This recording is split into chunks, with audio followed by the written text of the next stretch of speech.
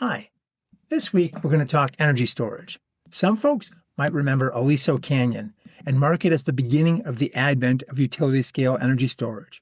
Back in 2016, the Aliso Canyon gas storage reservoir began leaking gas, which was needed to feed gas turbines that supplied Southern California's electricity during periods of peak demand. Within months after this challenge arose, and encouraged by California regulators, over 77 megawatts of battery storage was installed and commissioned. It was the fastest that new capacity of any type had ever been brought online at that scale, and it heralded a sea change in the storage industry. Today, lithium batteries cost a fraction of their price a decade ago, in large part bolstered by manufacturing economies of scale and the experience curve that resulted from massive adoption of batteries by the EV industry, principally in China. Within a short time after the Aliso Canyon incident, leaders in the industry began referring to battery energy storage as the Swiss Army knife of electricity.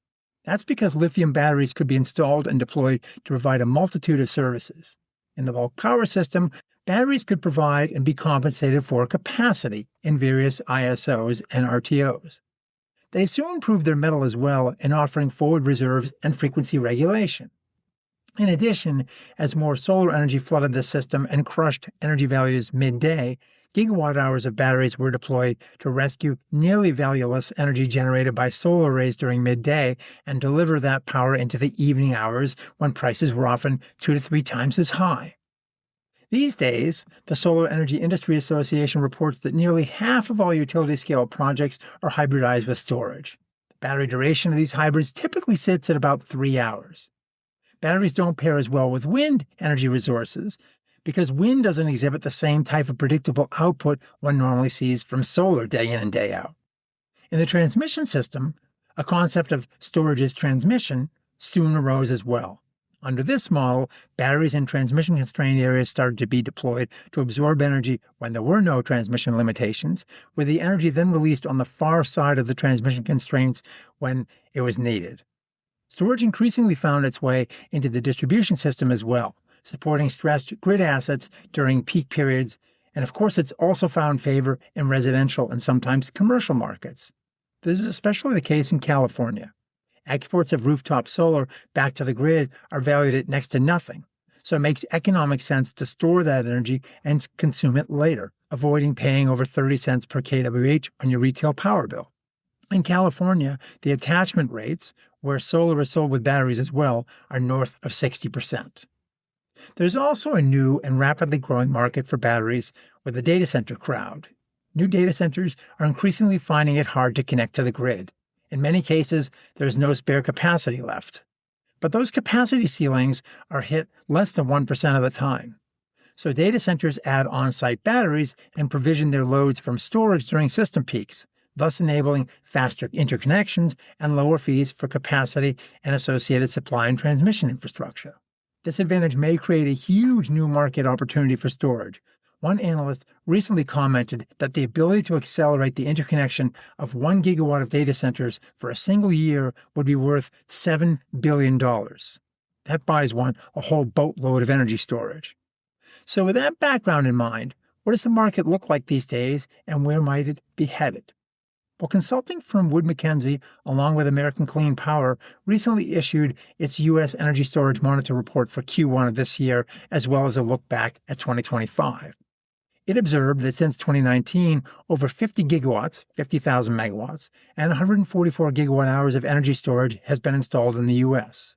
The report also found that a record 18.9 gigawatts and 51 gigawatt hours were installed in the U.S. in 2025, growing 52% year over year. The average project duration stood at 2.7 hours. Q4 of 2025 saw a quarterly record. Q4 always seems to be the quarter that takes the crown, with a 5.8 gigawatt and 14.8 gigawatt hours added. The utility segment notched 4.9 gigawatts of that, with the commercial industrial sector coming in at just 77 megawatts, and the residential sector picked up a gigawatt hour of rooftop solar in the quarter in a race to deploy before federal tax credits ran out. They still remain in place for utility-scale projects. Looking forward, always a perilous thing to do in such rapidly changing markets, WoodMac projects the country will see about 500 gigawatt hours of storage added between now and 2031. though the firm cautions there's a wide range of uncertainty largely influenced by federal guidelines concerning imported batteries and foreign entities of concern, the so-called FEOC rules.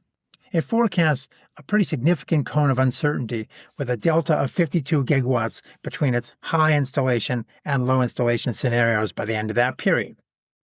In the last decade, the energy storage technology added to our grids has all been lithium-ion. However, other technologies are evolving. For one, cheaper sodium batteries with much better cycle lives and even higher stability, no thermal runaway issues, are making their appearance. And as more variable renewables flood into the system, the challenge of resource adequacy, balancing growing demand with new supply resources, grows. When wind, and especially solar, begin to deliver tens of gigawatt hours of energy each day as they now do in markets such as California and Texas, a lack of available fuel, in this case sunlight or wind, over a period of days can begin to threaten system reliability. Utility planners must increasingly think about so-called renewable energy droughts. For example, a 5-day atmospheric river that could deluge California and cut solar power by well over 50%. Or a snowstorm that blankets solar panels for days in other areas of the country. The same goes for wind. If wind stops blowing for a few days, that can be a big issue in wind-dependent areas. Imports from other regions can help, as can carbon-intensive fossil fuel resources that have available fuel on hand. But if we want to add renewables and maintain reliability during these vulnerable periods, then we'll need longer duration storage to firm up the resources. Until recently, there had been little progress on this front. Longer duration flow batteries that were going to offer 8 to 12 hours generally failed to scale commercially, partly because cost-effective lithium batteries ripped out the underbelly of the best market opportunities, leaving little room for flow batteries to gain a foothold. There simply wasn't a big market for the additional 3 to 12 hours of duration most of the time. And lithium batteries, with their higher efficiencies and more flexible operating properties, effectively stole the first 3 high-value hours. Other technologies, compressed air, liquid CO2, liquid air, all of which require compressors and lose roughly 30% of the energy with each cycle, well, they're just starting to make it into the marketplace. They've finally perhaps begun to turn a corner, with commercial projects being announced in numerous markets around the world. In part, this is being aided by regulators pushing the technology. California, for example, has a specific initiative to support long-duration energy storage technologies with the Public Utilities Commission midterm reliability mandates. In that state, Hybristore is moving forward on a compressed air energy storage project designed for 500 megawatts and 4,000 megawatt hours. Italian startup Energy Dome uses liquid CO2 that compress CO2 and liquefy it, and they have a standard module at 20 megawatts and 200 megawatt hours. Here in the U.S., Energy Dome recently signed a contract with Alliant Energy for a 20-megawatt, 10-hour duration project to start construction this year in Wisconsin, with commissioning expected next year.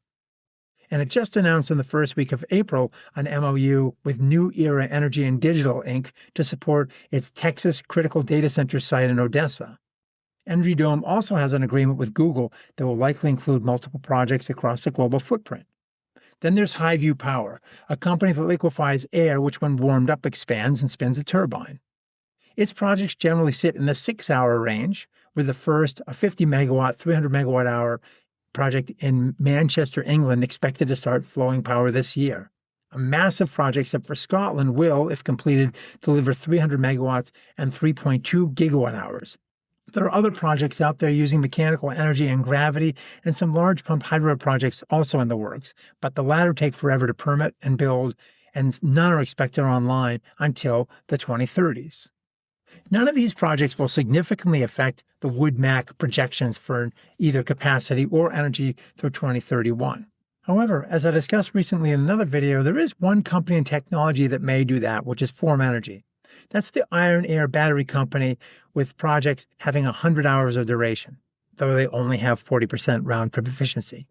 Consider the announcement with Xcel Energy and Google for 300 megawatts and 30,000 megawatt hours, 30 gigawatt hours, scheduled to come online in phases between 2028 and 2031. Add to that the recently announced deal with Crusoe for 120 megawatts and 12 gigawatt hours, with deliveries starting next year. Those two deals cover 80% of last year's storage additions in the U.S. in terms of gigawatt hours. By 2028, Form expects to yield 500 megawatts and 50 gigawatt hours of product annually from its first factory. In past presentations, the company has stated that it could expand up to 10x to 500 gigawatt hours per year. Well, that's another beast indeed. If those heady projections do come to pass and the company gets to its true form, WoodMac may have to change its forecasts. Well, thanks for watching, and we'll see you again soon.